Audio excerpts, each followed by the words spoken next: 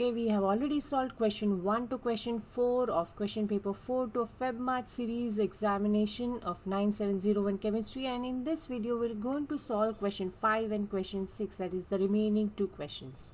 So here is question 5. It says compound Q can be synthesized from chlorobenzene in 7 steps. So here is the starting chlorobenzene using the route shown in figure 5.1, and so here are 7 steps shown. We can see here 7 steps, and at the end Q is the structure given here. Now let's see what are the questions getting followed by it. Write an equation for the formation of electrophile for step 1. Now let's see what is step 1. Step 1. Okay, step 1, we are adding a methyl group to the chlorobenzene with the help of an AlCl3, that is aluminium chloride catalyst, and chloromethane as an reagent. And the question says that write an equation for the formation of electrophile for the step 1. Okay, so electrophile is formed by the help of the catalyst, and the reagent is a chloromethane, and so the electrophile, that is methyl cation is formed in this way, and the catalyst is going to form an anion from this. So this is the reaction forming electrophile for step 1. Let's go ahead with sub question 2. It says complete the mechanism in figure 5.2. So here for step 1 and the alkylation of chlorobenzene, include all the relevant curly arrows and charges, draw the structure of the intermediate. Now, so what is the structure? Starting structure is chlorobenzene, and methyl, that is 2-methyl chlorobenzene is formed, and we have to show an relevant you can say mechanism to formation of the last compound here. So starting with the electrophile, here we are going to show the reaction curly arrow from the benzene's you can say pi bonding system which is attracting the electrophile. So intermediate here with the chlorobenzene should be a chloro at the same position, methyl at the second position, because here we have this methyl at the second position, and hydrogen stays as such. Now it's not going, and so the ring will be more than half should be drawn. But remember, the carbon carrying the methyl group should not have the ring or should not have the double bond. So the remaining 5 carbon should have been shown with the double bond, this way with impartial, that is a partial ring with a positive charge in between, and then show an arrow from the bond of hydrogen towards the benzene, showing that the electron pair of the hydrogen will be donated to the benzene to complete its aromaticity, that is the pi bonding system. Okay, now if the hydrogen is going out and the chloro from here, you can say that this chloro is also moving out, then the byproduct should be hydrogen chloride, that is HCl. Let's go ahead with the next part. It says step 2 is an oxidation reaction. Construct an equation for the reaction. In the step 2, use O as an oxidizing agent to represent an atom of oxygen for an oxidizing agent. Now let's see what is step 2 in the question here. Okay, step 2 in the question here is the oxidation of the methyl group of, or you can say the methyl side chain of the chlorobenzene, and we need to show the reaction with the oxidation of this. Okay, so starting with the 2-methyl chlorobenzene, how are we going to write it? We will write it as C6H4. Why C6H4? Because 2 of the hydrogen is substituted by chloro and methyl group. So here is chloro group in the bracket because it is on the benzene, and then CH3 group. I'm drawing CH3 group outside because that has to be oxidized. So it is oxidized by presenting it as O, and here we have an arrow. Now the CH3 is changing to CHO. The remaining part remains as such. So I'm drawing it as such. Now you need to understand that out of 3 hydrogen, we have removed out 2 hydrogen, and only one is remaining back. So the 2 hydrogen will be removed out as a water molecule. So the hydrogen is balanced. Now have a look at the oxygen. How many oxygen we have added? We have added 1 oxygen here and 1 of the water. So the balancing for the oxygen has to be 2 as for the oxidation of methyl group. So this is how we write a balanced equation for the oxidation of the given compound. Now suggest the reagents for the conversion of K to M in step 3 and step 4. Now let's see what is step 3 and step 4, and we need to find out the reagents for step 3 and step 4. Okay, the aldehyde group is now changed to cyano group and hydroxyl group. And that is, you can also call it as a nitrile group. So here it's an nucleophilic addition reaction here, and step 4 you can see that the cyano group, that is the nitrile group, is oxidized to carboxylic acid and the hydroxyl group remains as such. So step 3 and step 4 are as this given. So let's see, have a look at the reagents which will form these products. So in step 3, as we were adding the nitrile group and the hydroxyl group, so actual reagent is HCN, but we need HCN and KCN both because one of it is acting as a catalyst also. So these are the reagents. Now in step 4 we had seen that the nitrile group is oxidized. Now that is oxidized with the help of any dilute acid, so you can write it as a dilute hydrochloric acid or dilute sulfuric acid. Next part is identify the type of reaction that occurs in step 5. Now let's have a look what is step 5. Okay, step 5, here we can see that now is that here the carboxylic group is changed to an ester group. The remaining part is as such, there is no change. So now if carboxylic acid is changed to an ester group with the help of methanol, here acidified methanol, then you call it as an esterification reaction. But yes, if the type of reaction or the type of mechanism they are asking, that it's going to be an condensation reaction, because in this reaction we eliminate out the water molecule. So the mechanism, we say type of reaction, that it's going to be as condensation reaction in the step 5, condensation reaction. Again I repeat, because water is eliminated out, we call it as a condensation reaction. Now let's have a look here. Step 7 takes place when P is heated with a weak base such as potassium carbonate. Now that's a weak base. Okay, P is given here and we are heating it with the help of potassium carbonate, and there's one more compound shown here, and the final product is Q. Now suggest why a strong base such as NaOH is not used for this reaction. If we observe this reaction, what is happening, this compound is added on the chloro part, that is chlorine is removed out from this part and the next compound is added here. So in that case, if potassium carbonate is used as a weak base, that shows that it should not help in finding out or in occurring another side reaction. Now what the side reaction is possible is that here we have an ester, and if we use a strong base, that ester is going to get hydrolyzed into again carboxylic acid and methanol. That should not happen. So that's why we need a weak base. So what's the reason that why we don't use a strong base? It's because NaOH, you can say aqueous, may hydrolyze the ester group, and which we don't want. We can see that the ester group is as such present in Q without any change. So it should not be hydrolyzed with a strong base or a strong acid. Okay, Q is optically active. The next part it says, so explain the meaning of optically active. Now optically active means it has something related to light here, and optically active, we can see that it's any substance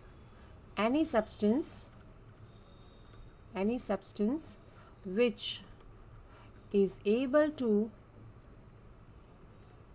rotate, the plane of polarized light, such a substance is called optically active. So plane of polarized lights, it's going to rotate the plane of polarized light, so it's an optically active substance. Now The next part says, give two reasons why it might be desirable to synthesize a single optical isomer of Q for use as a drug. Means if it's used as a medicine. Now we need to understand that if only single optical isomer of Q is used, and it has a medicinal effect on our body, then it should be used single. The reason being is that if another optical isomer of the same substance is used, then only one of it is active as a drug. That shows that we'll have to take double the dose, because the content of the mass of the drug will increase because of the presence of both the drugs. So you can say that the dose required of the drug is needed lower if single optical isomer is used. If single optical isomer is used. The second reason is that the second optical isomer, which is not required as a drug, may also have a side effect. So we can write as to have less chances of side effects, or even you can say that less chances of harmful effects from the drug.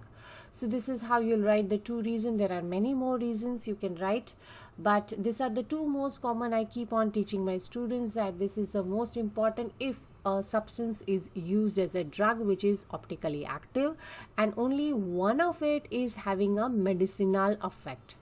So let's go ahead with the next part of the question here. Okay, next part says Q is commonly used in conjunction with aspirin.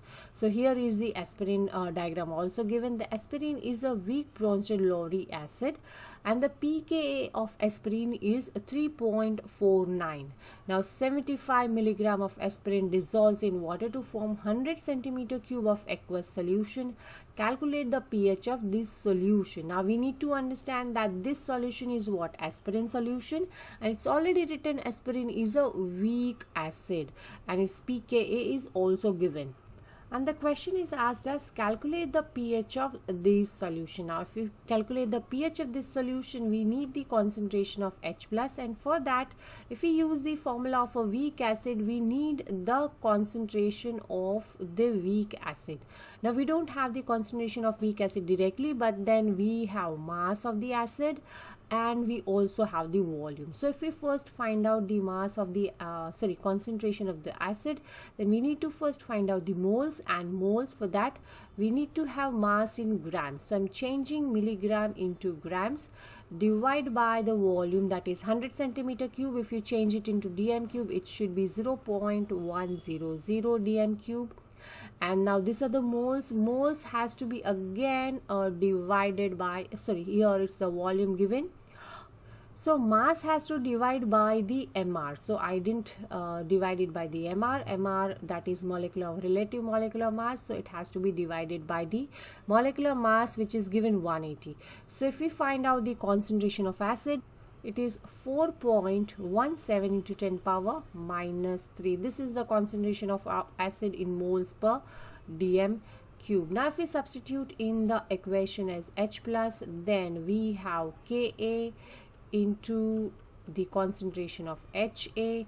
Now Ka we don't have directly, but then we have pKa. pKa is 3.49, so Ka is equal to 10 power minus 3.49. This is how we find the Ka from pKa. So in the root we will substitute that as 10 into the power minus 3.49 into the concentration of acid, which we have already calculated. This is 4.17 into 10 power minus 3, the whole of root. And this is 1.16 into 10 power minus 3. So this is the concentration of H+. Now from H+, we can calculate the pH, that is minus log of concentration of H+. And if we substitute that minus log of 1.16 into 10 power minus 3, we get 2.93 pH. So this is how we calculate the pH of a weak acid with the given information. Aspirin undergoes acid hydrolysis in the stomach. Give the structure of the organic products of these acid hydrolysis. Yeah, so to find out the products, let's have a look at the structure of aspirin. Okay, aspirin, we can see that there is a carboxylic group on the benzene, and other than that we have an ester group here. So that is going to get hydrolyzed and break down here, and with the hydrolysis we're going to get two products. One of this is acid and this part is an alcohol. Yeah, so let's finally draw the structure of the hydrolyzed products. So here we have benzene ring with carboxylic at its same place, and the other part is hydrolyzed into alcohol. And on the other part we had seen that it's going to form the ethanoic acid. Here we can see that there was one carbon here. This was the one carbon, that is CH3 methyl group, and the C double bond O is going to turn into the carboxylic group. So here we have drawn it. And so give the structure of the organic products. These are the two products of the acid hydrolysis formed from aspirin. Here question 5 ends, and let's go ahead with question 6. It says amino acids are the molecules that contain amine group and carboxylic functional groups. Glycine is given here as the structure is the simplest stable amino acid, and the isoelectric point of glycine is 6.2. Now if you go and study the theory part, then it shows that isoelectric point is a point where an amino acid exists as a Zwitter ion, that is the neutral ion without any charge. So it has equal number of positive and negative charge, making it neutral. So define isoelectric point. So we can write that it is the pH, it is the pH at which the molecule, it can be amino acid or any other molecule, it is a pH at which the molecule exists as neutral molecule. So it may have charge, but it should not have an overall charge. So equal number of positive and negative charge, which will make it as a neutral. So draw the structure of glycine at pH 4. Now if it says glycine has an is isoelectric point at 6.2, so pH 4 is little acidic for the glycine. So in such an acidic medium, draw the structure of glycine at pH 4. So in acidic medium, the glycine is going to get one more hydrogen, is going to gain one more hydrogen. So carboxylic acid remains as such, but the amine group gets one hydrogen ion, and so the charge will be NH3 plus, that is NH2 changes to NH3 plus. So hydrogen ion is gained. Let's see what's the next part of the question here. It says figure 6.1 shows two synthesis starting with glycine. So here glycine is formed, and reaction 1 has, you can see there is some structure going on with which will have some additional carbon chain added to the nitrogen, and in reaction 2 we can see that it is changed to an acid again, and another part molecule is added to the nitrogen or the amine group, you can say. Okay, the question here is state the essential conditions for reaction 1. Now reaction 1, what is happening? As I said, two additional groups are added to the nitrogen, that is the amine part of the glycine. And what are the additional side chains? You can say that they are ethyl groups added. So if they are ethyl groups added to the amine group, then the essential conditions, you can say that ethanol is required, ethanol, and it should be ethanol heated with high pressure, you can say. It should be heated with high pressure, then only this reaction will occur. It should have heating with an high pressure. Okay, let's see. Identify the reagent used in reaction 2. In reaction 2, again, what is happening? We added a group to the amine group. And what is that additional group? That is an benzoyl group. Now here you can see that there is CO attached to benzene. So you can call it as a benzoyl group. So if a benzoyl group is added, what should be the reagent? Then should be benzoyl chloride. So benzoyl chloride is C6H5COCl. That's the reagent needed for reaction 2. This is directly added to the amine part. You can call it as an acid-base reaction also. So the next question is, draw the structure of the organic product U that forms when the hypuric acid reacts with an excess of LiAlH4 in reaction 3. Now LiAlH4 is a reducing agent in reaction 3 and U is formed. Okay, so if this hypuric acid is undergoing reduction, what is going to happen? Which are the functional groups of the paths which will undergo reduction? Now LiAlH4 is a strong reducing agent, so carboxylic acid can be reduced to the alcohol group, and again the ketone group, or you can say that the outer formide CO group, can also be reduced to only a simple carbon chain, removing out the oxygen.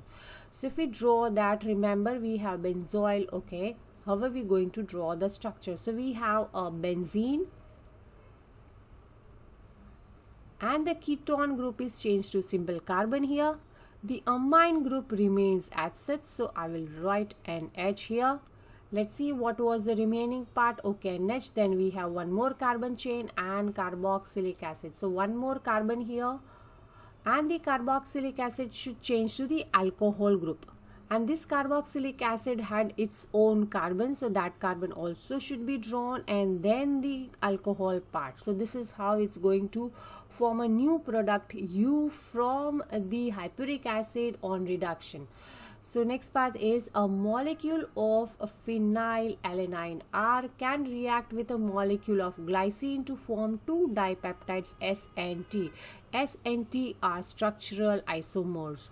Now R is again a kind of amino acid here, glycine is here, and then we are going to get two structural isomers S and T. Draw the structure of these dipeptides. The peptide bond form should be shown fully displayed, so each and every bond should be shown here. Okay, so let's understand how the two different isomers can be formed. Okay, what we can understand here is that we have an amine group and carboxylic group which can bond with each other to form an amide group. Okay, so this COH can bond with the NH2 group of glycine to form the amide structure. So let's draw that structure first. So I'm drawing CO here, NH2 on the next part, as such as which is shown in the diagram. Here we have benzene ring. Fine, we are drawing the benzene ring also.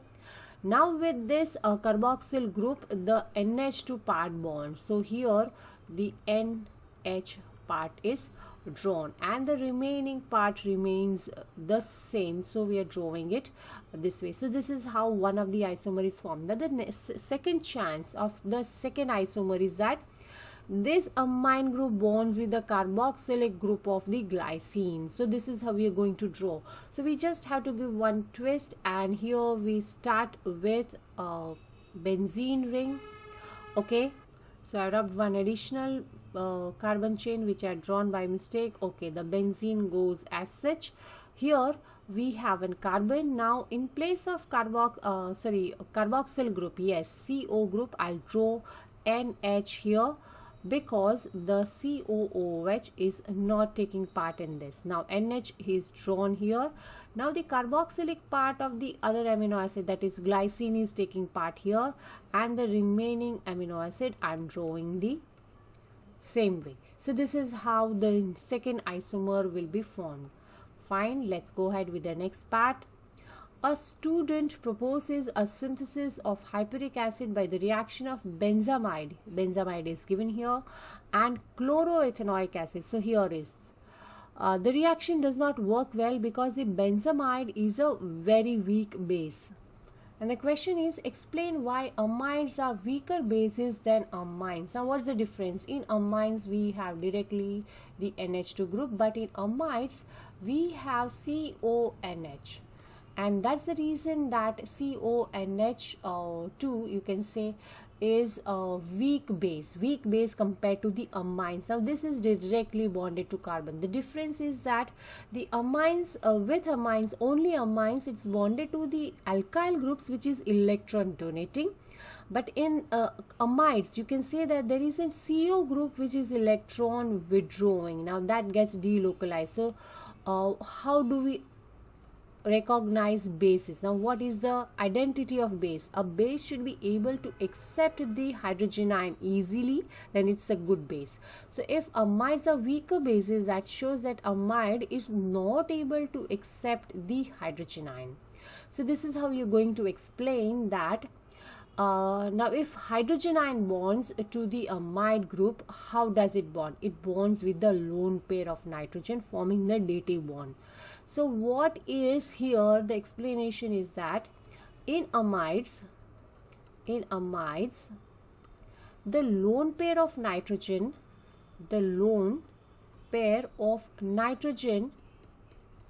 is delocalized on CO group, and so it is less available to bond with H plus ion. Okay, now if we talk about amines, so if we talk about amines, but amines are bonded with, in amines we can say that in amines, not in amines, nitrogen is bonded with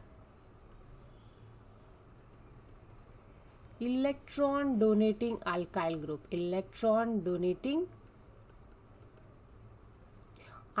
group, so lone pair of nitrogen is easily available to bond with hydrogen ion, but we don't need to explain it fully because we have already explained it here. So this is how the explanation is going to go. 2 marks carrying. Okay, the pKa of chloroethanoic acid is 2.89, whereas the pKa of ethanoic acid is 4.76. Explain the difference in these two pKa values. Now you need to understand that if the pKa value is lower, that shows that it's more acidic. That is, chloroethanoic acid is more acidic because its pKa value is lower than the ethanoic acid, which is having a greater pKa value. So if chloroethanoic acid is a stronger acid, what's the explanation is that the chloroethanoic acid is stronger acid as it has electron withdrawing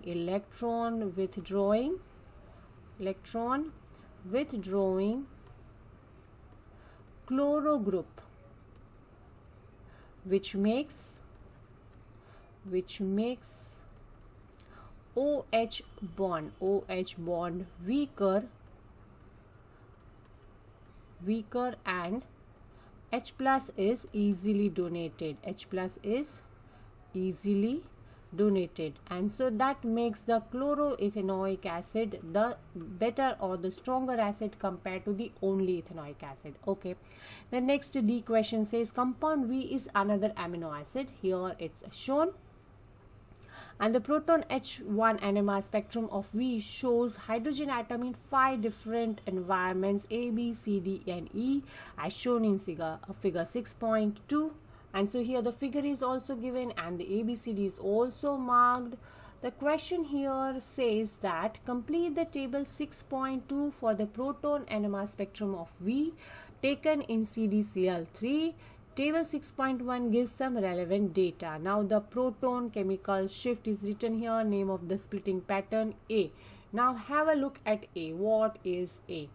A is a proton of carboxylic acid. So let's see what the proton of carboxylic acid should have the chemical shift. Okay, carboxylic acid proton given here. So 9.0 to 13.0. So the chemical shift should be in the range of 9.0 to 13.0. Now understand, this hydrogen is not bonded directly to any carbon. So its splitting pattern should always be singlet. For B, it's already written, it's a multiplet. So let's have a look. Where is B? Okay, B is all the proton on the benzene ring given here. If the proton of the benzene ring is B, let's have a look what is the chemical shift for, okay, here is the hydrogen bonded to the aromatic ring and its chemical shift is 6.0 to 9.0. So let's write it as 6.0 to 9.0. Okay, about C, let's have a look. In the C, it's bonded to benzene, yes, but it's a simple methyl group CH2, which is again bonded to a methyl group CH2 on the other side and benzene ring on one side. So let's have a look. What is it going to form is, okay, here we have CH2 group bonded to aromatic besides it. So it's 2.3 to 3. Okay, let's also understand the splitting pattern here. Now this proton have 2 proton on the carbon adjacent to it, but with the carbon here there is no proton. So the splitting pattern is because of the 2 proton here. So that is 2 plus 1. The splitting pattern will be triplet. In that case, splitting pattern is a triplet, and if you have an aromatic ring hydrogen, as we had already found it out, it was 2.3 to 3. So here let's write it 2.3 to 3.0. Okay, what about D? Yes, let's have a look at the D. Okay, D is again an 2 proton responsible, where the adjacent carbon have again 2 proton bonded with the amine group. So again this proton is also going to have a triplet splitting, because besides the adjacent carbon have 2 protons, so 2 plus 1 triplet. But if one side it is bonded to amine group, if it is having an amine group, then let's have a look. Okay, here we can find a nitrogen bonded to the 2 protons here, so it's going to be 3.2 to 4. So D will have a splitting for 3.2 to 4.0, and the splitting is again triplet. Let's have a look at the splitting of E. Okay, this is because of the amine group itself with 2 hydrogen. Okay, so for amine group you can say here is an H Brook alkyl amine, which is 1 to 5.0. So let's write it as 1.0 to 5.0, and again like benzene, NH2 group has a singlet. Just like carboxylic acid and alcohols, the amine group also will have a splitting of singlet. Okay, the next part is complete the table 6.3 by placing a tick to indicate any protons whose peaks are still present in the proton NMR spectrum of wheat taken in D2O, that is heavy water. So in D2O, let's understand that the OH splitting, that is the splitting because of the OH group, and the splitting because of NH2 group goes off, because that is replaced by D, and D does not give any pattern, any peak in the NMR proton NMR spectrum. So here if we look at the structure again, we can see that there are 2 such protons, OH and NH2 proton here, which will disappear in the D2O. So A and E are going to go off in D2O. The remaining splitting, remaining peaks will remain in the proton NMR spectrum with D2O also. So here we put the tick, and so here I think the last question also ended. I think the whole explanation of the whole paper is very clear. You can see the earlier videos also to see the remaining questions.